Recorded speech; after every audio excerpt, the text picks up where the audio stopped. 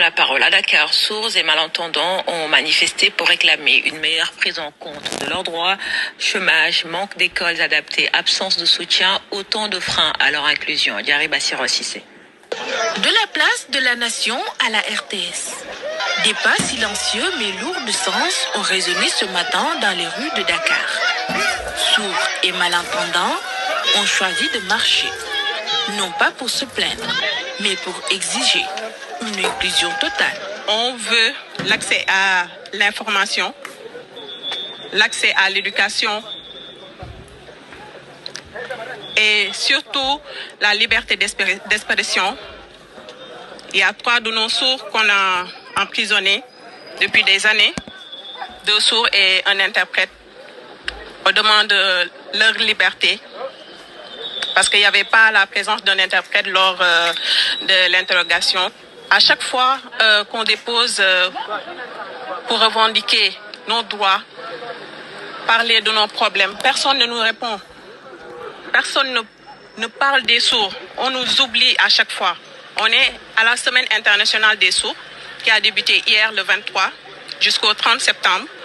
On nous a donné que 2 millions pour organiser une semaine d'activité, ce qui n'est pas possible.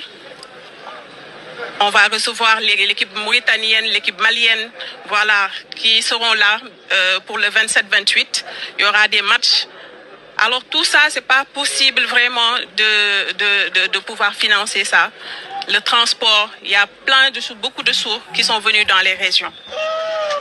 Derrière chaque pancarte se cache une revendication légitime de ces Sénégalais qui ont porté haut les couleurs du pays sur la scène internationale. On a remporté en 2021 la Coupe d'Afrique des Nations. On est les premiers à l'amener ici au Sénégal. Et aussi 3e au niveau mondial en Malaisie.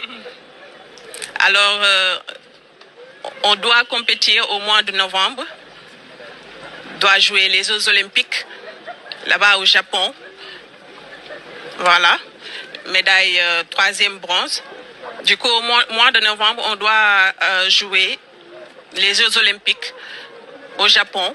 Et on demande au président de la République, au premier ministre, de nous soutenir parce qu'on nous dit que ce n'est pas possible de participer par faute de moyens.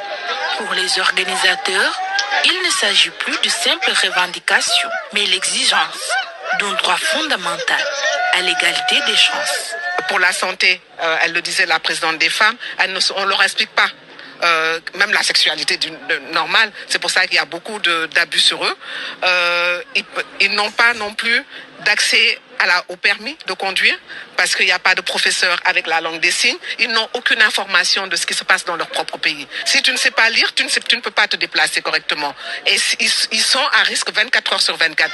Sous une pluie battante, ils ont poursuivi leur marche sans faiblir, comme pour rappeler que rien, même pas les intempéries, ne pourrait étouffer leur soif de justice et d'inclusion.